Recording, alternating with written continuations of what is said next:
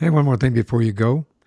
In this episode, we're going to learn what it's like to be a comedian, an entrepreneur, a trauma survivor, and a mental health advocate, trying to make life for everyone a little more positive and bringing a smile and laughter along the way. I'm your host, Michael Hurst. Welcome to One More Thing Before You Go.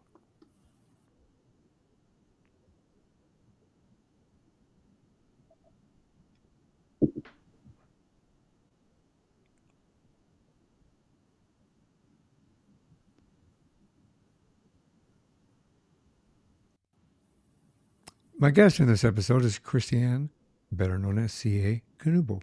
She's an author, a mental health advocate, a comedian, and a business owner with a proud history of HOE-manship. We'll talk about that.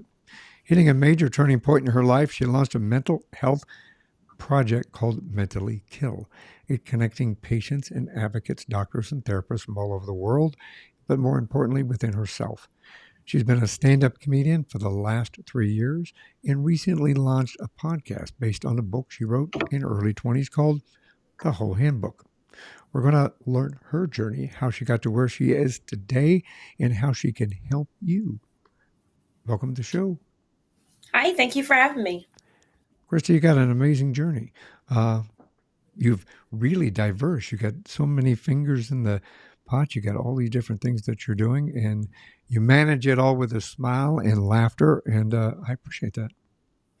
Thank you. Yeah, I do have a lot going on. I'm a pretty busy woman. So, It's one of those things. I think that if I'm retired, so when I retired, I kind of learned that I didn't like well, for probably the first month. I like sitting around watching TV for a while, but after that, I got kind of bored and said, "Man, I got to start doing stuff again." So keeping busy is always a good thing. absolutely. Like I said, you've got a really, really interesting journey, and I can't wait to share it with everybody. I like to start in the beginning. So, can we talk a little bit about where you grew up? Sure. I grew up in Philadelphia, PA. I'm still here. Looking to move soon, though. Actually, I think I've had enough of Pennsylvania for a lifetime. So, um, yeah, I grew up in Pennsylvania, and then I went to high school in Levittown, PA, and then I went to college in Bloomsburg, PA. So, So, you went to college in Bloomsburg. What did you want to be when you grew up? I went for a dual major in criminal justice and German. Well, the criminal justice I can relate to from being a retired police officer. What part of criminal justice did you like, or what intrigued you? I wanted to be a detective. Detective. We all want to be detectives. Yeah, I can say that out loud, and I can say it out loud now. Uh, the the criminal justice field. Why did you not go into that? My health wouldn't allow it. I couldn't do the police work to meet the requirements. You don't So come so there. Do you have any brothers, sisters? I am actually one of six girls. Four are still surviving, but there were Six six of girls. us altogether. What was your family like? Well, growing up, I had my two older sisters because my younger sisters were half sisters. I was kind of like the unheard youngest sister. Nobody ever listened to the baby sister, so there's always a player one and a player two, but there's never a player three. And my parents were divorced, so it was really just my two older sisters and my mom. Once you got out of college, what'd you go into? Well, I didn't actually graduate from college. I came home after a traumatic incident happened to me, but I kind of just met up with a really old friend of mine. She's been a friend of mine for most of my life and did what 19-year-olds do, go out to parties and hang around on couches and just order pizza and drink 2 liters. That's really Just it. just like that. You had mentioned that you had a traumatic incident during that time period. Can we talk a little bit about that? Sure. What happened? Trigger warning. So I like to issue that in advance. I had somebody who I thought had gone to my school offer me a ride home. And I'd seen him for the last 6 months around my school, so I didn't think it was like a big deal. But it turns out he did not go to my school at all. He had just targeted me for the last 6 months. And then after he offered me a ride home, took me on the highway instead and led me into the woods and had some sexual assault and knife torture. And somehow I survived and found my way home. So I don't like to get too far into detail with that just because it's I pretty understand. graphic. Yeah, So. I understand. I'm sure that that has helped you to once that created PTSD and a lot of trauma that a lot of people don't understand that PTSD can be experienced by anybody that has suffered a traumatic incident within their life that has a negative effect on how they operate in their life. And you don't have to be a soldier or a cop or firefighter. You can be a person and still suffer from PTSD. Has that helped you in creating the mental health project that you have brought about? It did actually, because for a really long time I didn't want to know what happened to me. I had a lot of recessed memories. Like I remembered being kidnapped and I remembered finding my way home, but I didn't remember any of the assault in between. Um, so when I lost a little sister in 2020, I had started seeing a therapist maybe 5 weeks before then. And losing my little sister kind of put me on a downward spiral. And it was actually in April this year when I tried to take my own life that I got diagnosed with mental health conditions. Complex PTSD was one of them. And it caused me to create my mental health project. So, Well, I commend you for that because not everybody comes out on the other side in a very positive way and helps to motivate, inspire, and educate others that are going along that same journey. So, thank you for doing that. By the way, we'll talk a bit more about your project here in just a little bit, but I think that you've created an opportunity for people to kind of maybe move forward in life a little bit and understand that they're not alone. So, as an individual, as a retired police officer, and as a husband and a father, I appreciate that thank you. very much. What inspired you to write a book at 20? So, so I've always kind of been the comedian of my friends group and acting silly. And honestly, this book was kind of just like a little book that I carried around with me. And when I went through different experiences and I learned different life lessons, so to speak, I would write it in this book. And that's when I decided to make it a real book. I've always wanted to be an author. Reading and writing have always been big passions of mine. So when I came back from school and I was kind of this damaged girl, so to speak, I wanted to do something that I could be proud of. And I wrote the Hoe Handbook. Of all things I could have written, I decided the Hoe Handbook would be the thing that I would be the most proud of. So, Well, I've got to ask this. I know you've talked about in other podcasts, but I have to ask. Let, why the whole handbook? well, I called it the Hoe Handbook because hoe has a negative connotation. That's exactly why. I wanted it to catch eyes, like Hoe Handbook. And it did. It caught a lot of eyes, actually. And that was kind of the point. Number one, I wanted it to get attention, and I knew it would get attention that way. But number two, because I wanted people to understand that it's okay to be promiscuous as long as you're safe about it. So it was okay to be a hoe. I can't wait for I think you brought it back in so that you could rewrite it. Correct? Yeah, so sorry. That's all right. I realized going back over it that I was pretty toxic in my early 20s. And there's some things in there that I'm like, this is not fair. You can't teach people this. Like one bald guy did you dirty and now they're all trash. It's not how the world works. So I'm rewriting it now because I'm in my 30s from a 30-year-old perspective, and I'm hoping it'll be back out on shelves by June. In June next year, 2023. Mm. That's well, that works. I think that's kind of very cool. Um, how did you get involved in comedy? I mean, was that something that you always had? I mean, you said earlier that you kind of were the comedian from the beginning. How did you launch that career? So for me, actually, a couple of years ago, it was the same year. It was in 2020 because it was the same year. I did it 2 months before the pandemic. Um, I had a friend who did on stage comedy, and he'd been doing it for a really long time.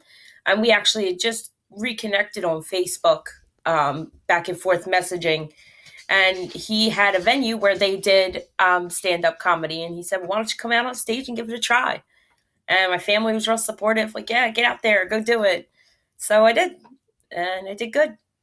So Well, I've been you're doing in it. good company. Obviously, there's some of our favorite comedians are women: Ali Wong, Tiffany Haddish, Amy Schumer, Sarah Silverman, Eliza always mess her name up, Schlesinger, I Taylor Tomlinson, love uh, Taylor. Nicole Byer, Wanda Sykes.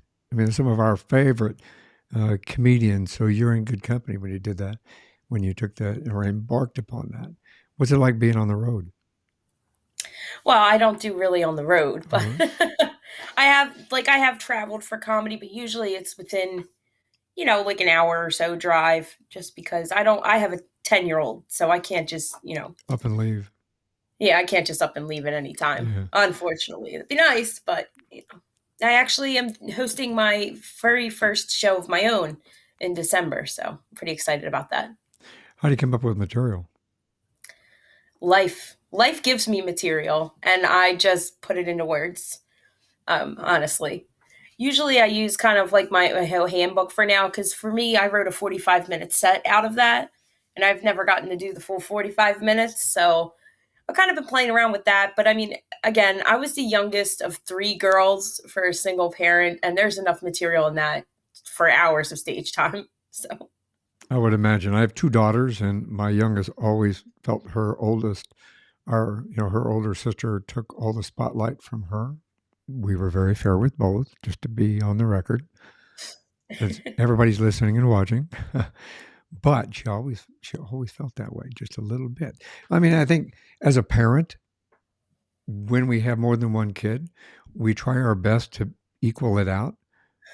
But sometimes, your first is kind of like that's our first kid. And then you have the second kid and you kind of go, well, I love the second kid as much as I love the first kid. But when you have three, I was a middle child. So I can almost relate to you. Almost. I picked on my little brother, but my older sister picked on us both. So, kind of.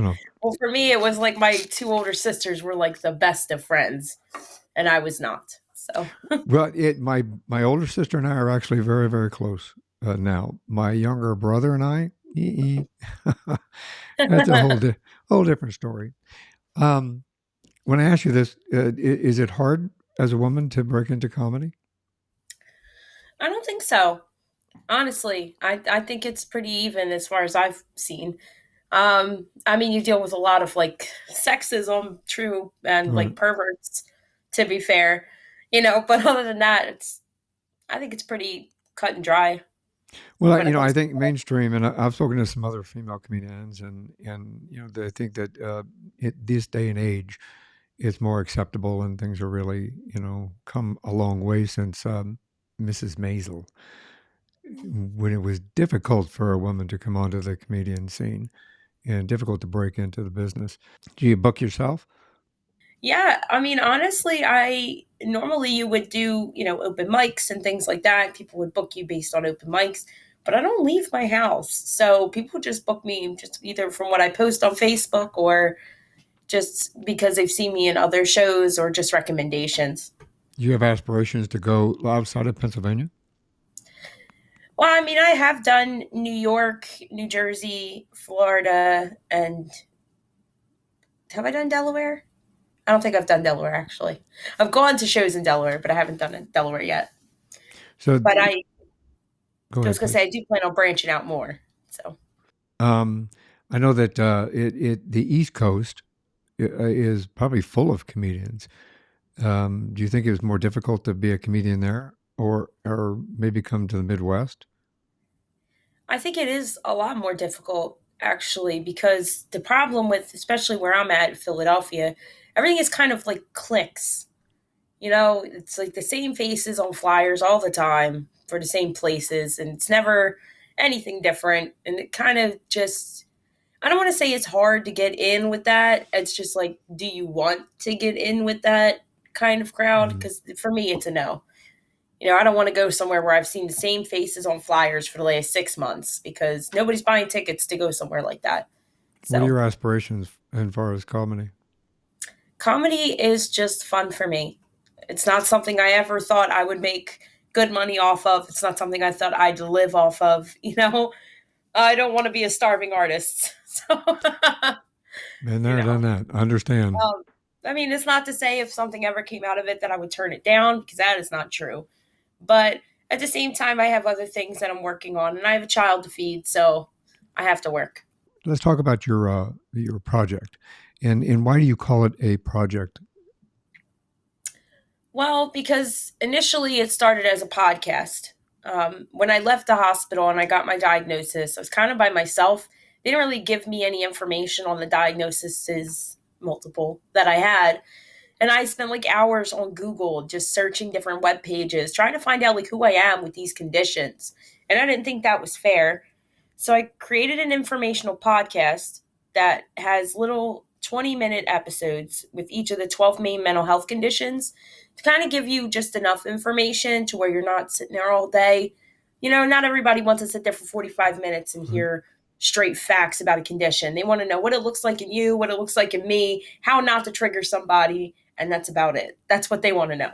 And that's what I did. It turned into a project because now there's so much invested in it. I've created educational material that I'm hoping will go into schools one day. I've done interviews with people who have different mental health conditions around the world to show what life is like and give an in depth perspective, show that we're like normal people, you know? Uh, Um, do you think the mental health aspect is kind of a, I won't say a taboo subject within the United States, but do you think it's something that we need to talk more about? Absolutely. Absolutely.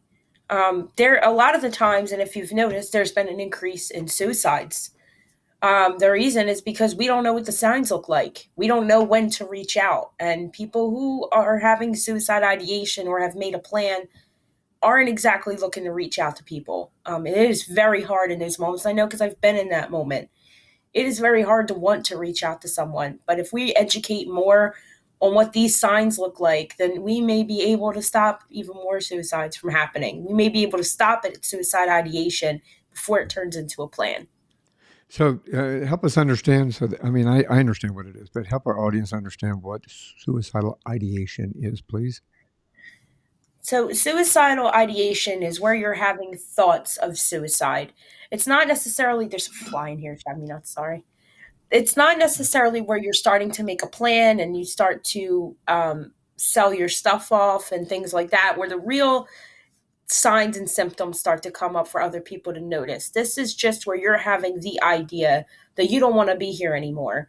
You know, you're really having trouble with depression or symptoms of depression, and you're really just having a hard time finding reasons to stay.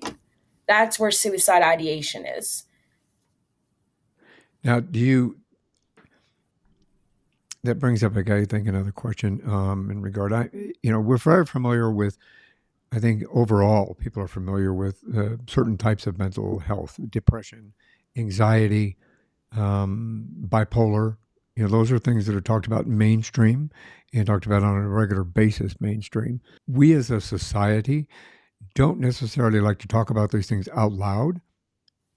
And I think we don't talk about them out loud because they feel it is more of a um, kind of a taboo subject. I mean, do you agree with that? What do you think we as a society need to recognize coming from a person that was diagnosed with certain mental health aspects? What do you think we need to do to help improve that communication? Well, I think educating is a great place to start because, I mean, there is a stigma against having even just ADHD or anxiety or depression when really I consider that, and that's kind of a joke, but I consider ADHD, anxiety, and depression a millennial starter pack. We all have it, we all suffer from it. It's nothing new. So, if we educate more on the symptoms and the signs of it, it may be more easy or more highly accepted for people because it's just understanding that's really the issue here. I mean, I agree with you. And I had to laugh about the millennial starter pack. That's kind of that's a unique way of describing that. I'm going to have to talk to my kids about that. um, now they may not appreciate that, but I think I'm going to bring up some anyway. Uh, excuse me. When did you first start really noticing that you needed to kind of acknowledge or discuss your mental health? Honestly, mental health was not talked about in my family. I knew that I had ADHD, but it was never diagnosed. It wasn't until I went to the hospital that I got my diagnosis. I'm like, oh, okay, so those behaviors are not actually normal behaviors. Got it. I thought all of my behaviors were normal. And I have borderline personality disorder. So for me to think like those behaviors were normal just shows you how uneducated I was. And honestly, it's still a taboo subject. My family does not talk about it. It's kind of like shh, sweep that under the rug. Like don't tell nobody. Meanwhile, I'm on the internet going, so I have borderline personality disorder, and you know, Yeah. It's kind of like, here I am. yeah, exactly. I don't feel that there's anything I should have to hide about my mental health conditions because, first of all, some of them are genetic. So But, let's start there. and the whole thing of it is, and I think that, coming from, I grew up with alcoholic parents, both of them. And in regard to, for example, in regard to alcoholism, everybody goes, oh, alcoholism, you go to AA. People are very supportive of that. They'll say, are you going through a program? Are you going through rehab? Are you going through this? You're going through that. But when you bring up, and I've had other conversations with people that have come here from other countries and then got involved in the mental health industry here, you bring up that you have a mental health issue at work, for example, and it's almost like you just Blacklisted yourself. exactly it's bizarre because in reality the number of people who have a mental health disorder within the United States or across the world actually is growing and is growing at such a level that it needs to be recognized more. And I'm sure you yourself understand this and you understand it from your project, which again, that's why I appreciate that because you're bringing an awareness and education and you're bringing the opportunity for people to really have a better understanding and to open a dialogue in regard to saying that, yes, I may have this, but it doesn't make me abnormal. It just makes That's me right. in need of a little help. Yeah, as far as the mental health stigma, it's a major problem because we automatically assume that anybody has a mental health condition, they're a monster. You're a monster, shut them away from the public, they're a danger to society, and that is so not true. Um, I mean, honestly, even with borderline personality disorder, people hear that and they're like, she has multiple personalities. It's like, no, I just have one really crappy one. Like, that's it. Unfortunately, there's no multiples here. But by giving people this education about, even you hear schizophrenia or schizoaffective disorder, people immediately freak out like monster violence. They're not violent. There's no violence. You have more of a chance of somebody getting violent that has borderline personality disorder than you do with schizophrenia, but people don't know that because there's not enough education Yeah. around. So it's very easy to get blacklisted, so to speak, when you talk about it in a public venue or at work or things like that. Well, yeah, you can even, they let people go if somebody's having to go to AA or having to go into rehabilitation because of alcohol or drug abuse. They'll give them time off to go do that, but they won't give them time off for mental health, which I think is something that needs to change in society. And hopefully through, projects like yours, that kind of can move that forward in such a way that people start to recognize that we have to have an open communication about this, not make it taboo, not put it in the closet, not hide it, not say that it's abnormal. Because in today's society, it's become more of a norm that, especially with ADHD and, anxiety. And, we get 8 billion people in this world. And, when you're crammed in with 8 billion people, things are going to happen. You're going to have some anxiety. You're going to have some ADHD with everything that's going on. TV, the bazillion shows that you've got to pick from, your iPad, your iPhone, your Android, whatever it happens to be, I think is constantly keeping us. I won't say. Trying to think of the right word for this. Keeps us distracted Perfect word. on a consistent basis. Then in that, yeah, I think a communication needs to open up pretty, pretty big. So, what motivated you to start your podcast? Well, the funny one or the mental health one? Let's That's the talk real about the question. funny one first. So actually, I started my Hoe on the Go podcast in June. I had a friend who I had reconnected with when I got out of the hospital that had a network, a podcast network, and he needed a comedy one and asked if I would do one based on my book. So I did. And it's been going pretty well, actually, because it's not just, jokes. It's sexual and self-empowerment. So yeah, there's sexual stuff, but there's also real life stuff that we go over, like mental health of minorities was an episode. We also have gone over sexual dysfunction. You learn a lot. You always end up learning something on my show, and I bring guests on that can give you real life perspective on things as well. Yeah, a brilliant name, by the way. I mean, Thank you. obviously for the book and for our podcast, that definitely will catch your eye because everybody wants to know what that means and what that Oh is. yeah. I'm sure It it's, has caused some kind of an issue though when I book some guests because they're like, no. When they hear the name, and I'm like, okay, what am I supposed to say? well, it is. I think we as again as a society, I think have created certain stigmas around things, including phrases or titles or descriptions of certain aspects. But we just all have to remember that we're all people and we all experience everything that you're talking about on that show. That's And right. it doesn't have to be shoved under the bed or in the closet. It can be talked about out loud. My family does not agree. You know, They were un, not happy with the name choice, but so it's sometimes we have to. You're a grown woman, and you can pick your own name, and that's right. and good for you. I understand parents sometimes have a.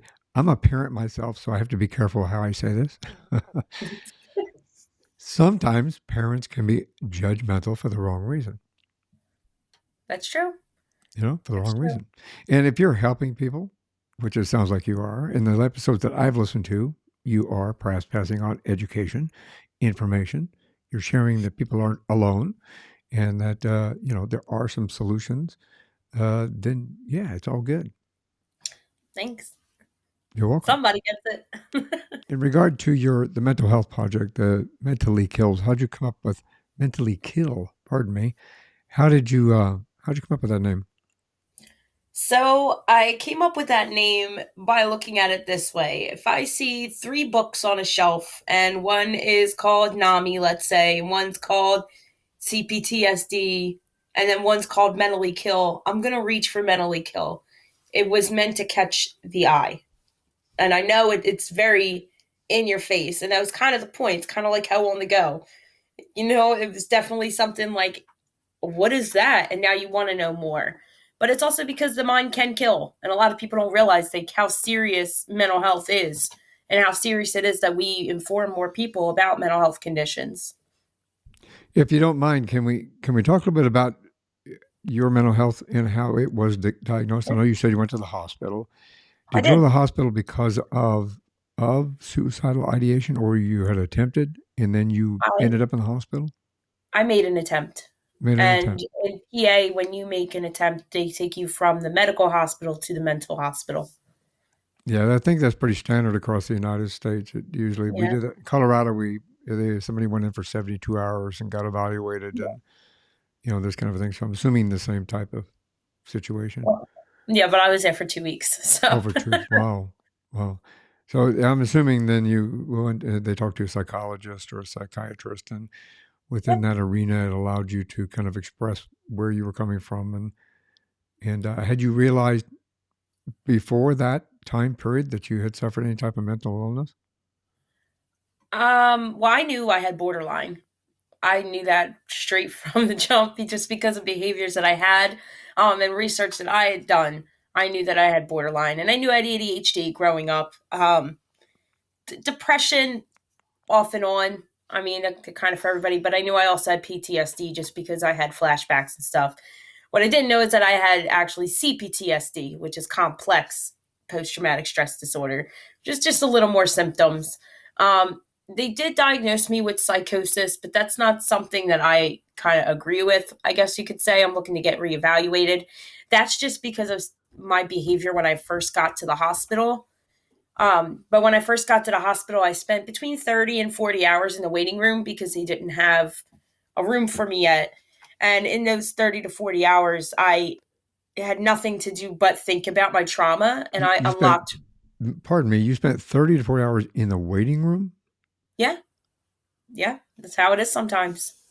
at the medical facility or the mental facility. The mental facility. Wow.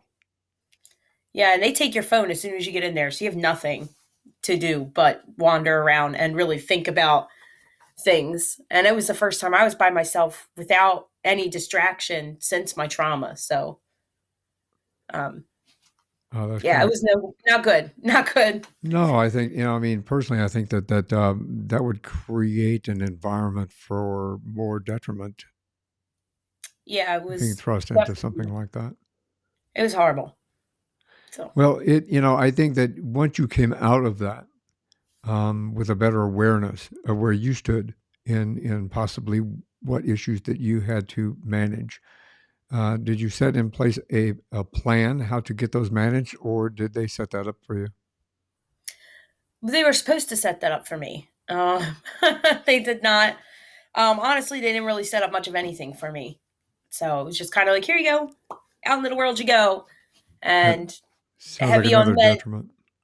The only thing they really set up was for the psychiatrist so that I could get more meds when I needed them, I which think was not that helpful at all. wow.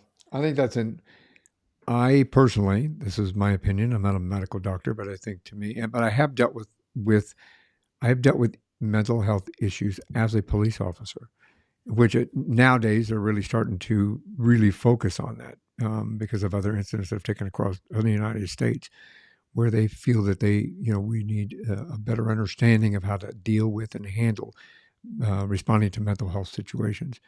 But yeah, I think that that's an issue that really needs to be addressed. That putting somebody in a situation like that and then just throwing them out the door without a plan of action is not cool. Does your mentally kill project help with those solutions for others going through this? Unfortunately, I'm not in a position to help other than to give people information on where they can find outpatient therapy and things like that. Really, what mine does is kind of give a safe space for people who want to talk things out. I have my Talk It Out Tuesdays where we go live and we pick a different subject. Like yesterday, we talked about control, which really led into relationships and people were too controlling in relationships, but also intrusive thoughts and things like that. And they're open for people to kind of jump in and talk about things and just an open forum. But my messenger is also run by volunteers from the suicide hotline. So if there is a That crisis helps. and somebody reaches out through messenger, they will be taken to the right people because I'm not a doctor. So No, but I think that you do provide some information for individuals where you weren't given any information other than a name of a psychiatrist to give you more meds I got an emotion wheel. So, that's what I got. and emotion. Because for borderline, I did not have an understanding of emotions at all. I knew happy, sad, and mad, but it wasn't happy, sad, and mad. It was ecstatic and furious and suicidal. That was it.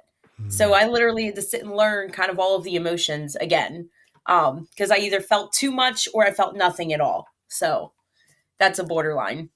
Now, and again, you stop me if need be.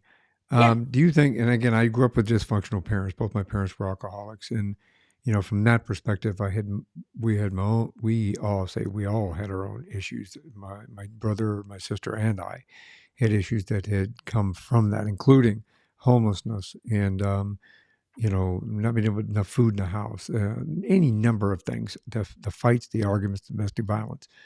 So do you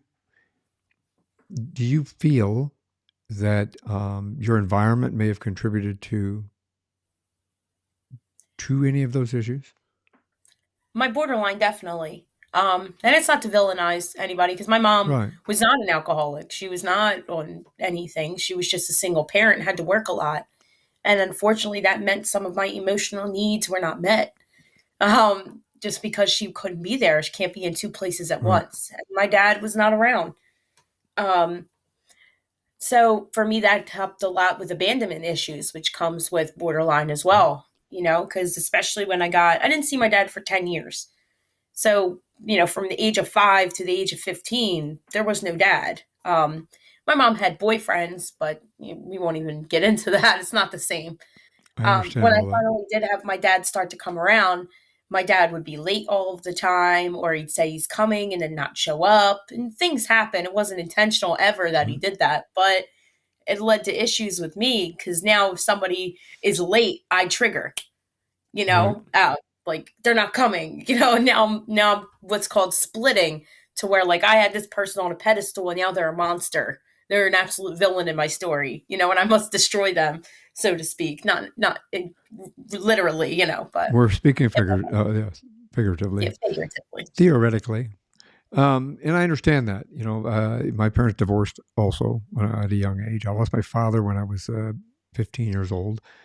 And so I do relate to that. My mother was a single mother raising 3 kids or trying to raise 3 kids. And especially in that time period, without giving away my age, you know, women had a hard time. You could be a secretary, you could be a waitress. You know, there weren't a whole lot of high paying jobs back then. So, you busted your butt to make a living and to support your kids and so forth. So I do understand that. I basically, when my sister left the house, I had to help raise my brother, which created resentment and its own issues in regard to that. And we didn't have a father around. So I empathize with you. I do understand where that comes from. I do understand the issues that come with that are long term. It took me, well, now I'm going to give my age away a little bit. It took me 50 years to come out of some of that, and even now, still, I can think back and go, well, that's why this is still bothering me, or that's why that's still bothering me, or that's why I'm still having an issue with this. Same thing with time. You and I have a commonality within that. If somebody is late, I'm really pissed. So, Yeah. yeah, I can, yes, I'll just say yes. Definitely understand that. Well, I mean, I think in regard to back to your project, I think even providing resources that you didn't have when you were kicked out the door, basically, is a positive thing because not a lot of people understand where to turn to and how to turn to or how to ask for help. Would you have any recommendations on somebody if they are starting to go through that can ask for help? Because I know that we all have this stigma. We're supposed to, well, guys, you have to man up. Women, Yeah. pull your skirt up, pull your pants up, pull your not Or your your big skirt. girl Pardon hands me. up.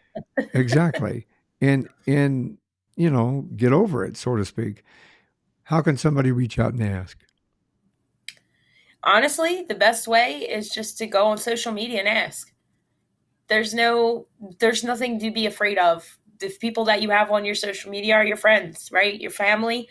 These are people that you should be able to reach out and say, hey, I'm struggling and I need help. And if that's not comfortable for you, there are plenty of groups, plenty of pages on Facebook, on Instagram that you can join, and there are people there that can help you. I know for a fact there's one just for ADHD alone that has over 10,000 members. And the way that those people found that was they typed in ADHD support and they found it. So if making a post isn't for you because maybe you're not as open about your mental health, then that's okay too. You could type in support groups on Facebook and they are all there to help. Well, I appreciate that. I think that again, the key to success in helping to manage this is a communication. Yep. You just have to And reach out. I think when it comes to, therapists and psychiatrists, people kind of get a little scared and nervous about that. I always recommend going to a therapist, but support groups are a good way to start. I agree with that as well because some people think if I go to a therapist, if I go to a psychologist, or if I go to a psychologist, then people are going to think that I'm messed up. I'm crazy. Yeah. And that oh, you see a therapist, or you see a psychiatrist, or you see a psychologist, then they kind of get a little distance from us when we have to say that we're having to go through therapist or therapy. In the 50s and the 60s, they kind of made it almost a joke. If you watch these old movies and TV shows, well, I'm going to go see my therapist. And because, oh, she's back to, Yeah. you know, or take a Valium. You're having an episode, take a pill.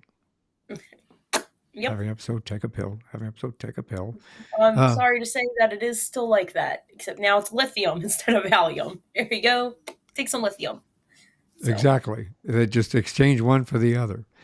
Um, Comedy. Do you have any advice for anybody that wants to break into comedy?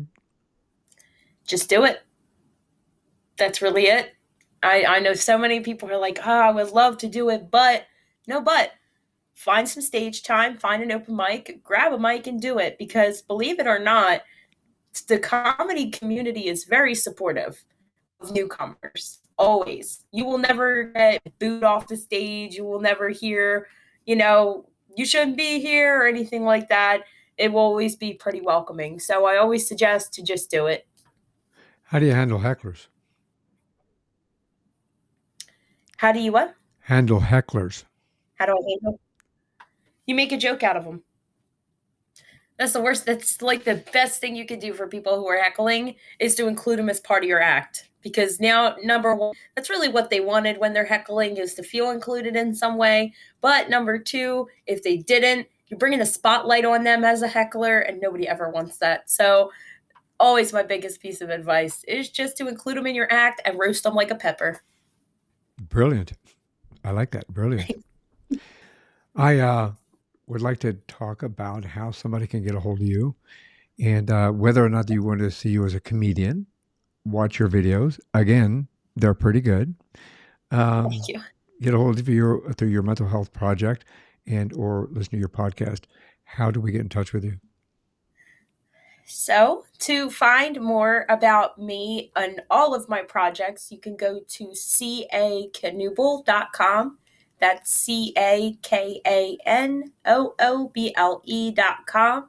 And to find out more about my mental health project, you could go to mentallykillproject.org. That has everything you need on there, including all of the social media links to join any of the lives or be a volunteer in any way, because I'm always looking for volunteers. Your girl is tired. To find my Hoe on the Go podcast, I'm on all of the podcasting platforms, Spotify, Apple, iHeartRadio, you name it, I'm everywhere. But you can also find it on Twitter at the OG Hoe on the Go or on Facebook at facebook.com/Hoe Handbook 23. That's a lot of hoes. There's a lot of hoes. But I appreciate that. I know you're an entrepreneur. We didn't touch on that very much earlier, but I know you're an entrepreneur. Okay. You have a business that you help people who are wanting to start a podcast or write a book, and some other things. Can we talk about that briefly? Sure. So I do have a management company. I help people who are doing podcast starter-ups. I kind of give them just an outline and a guide and consultation hours to how to market and advertise your podcast before you even launch it, because I have done project coordination and marketing and advertising for a long time through my day job. So I also help with social media management if need be, and I do graphic design, so I can make your logos, your intro videos, your outro videos, things like that. And I also do social media posts, and I write for people. A lot of people want me to write for their web pages and stuff, their intro, their bio, things like that. What a diverse set of skills that you bring to the world. I do, yeah. That's a good thing. That's a good thing. You to reach out for all that.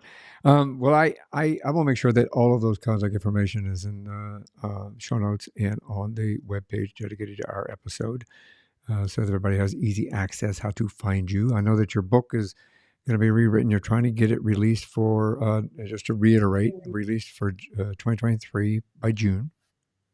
I hope so. It should be out. That'll be a good thing. And when that comes out, obviously, please keep in contact and let me know when that is released, and I'll make sure that it gets put in the show notes as well. So, again, people can find that too.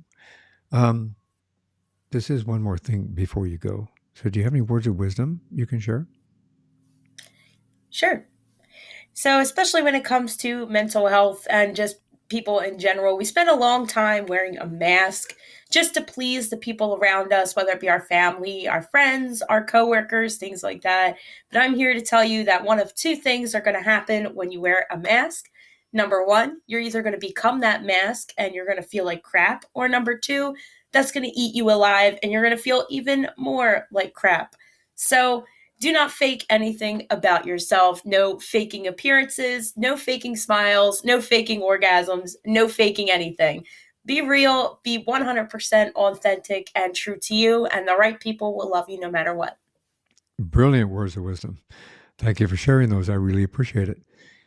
Thanks. Christy, thank you very much for being part of the show. I really appreciate you sharing your wisdom, your experiences, your journey, and helping us to educate people. Hopefully, we've inspired and motivated individuals who have or want to reach out because of their own maybe questions in regard to mental health, and that you have a solution for them on your website. And I look forward to having maybe another conversation down the road. Me too. Thank you so much for having me. I appreciate it. Thank you. Thanks for listening to this episode of One More Thing Before You Go. Check out our website at beforeyougopodcast.com. One More Thing Before You Go, established 2010. All rights reserved.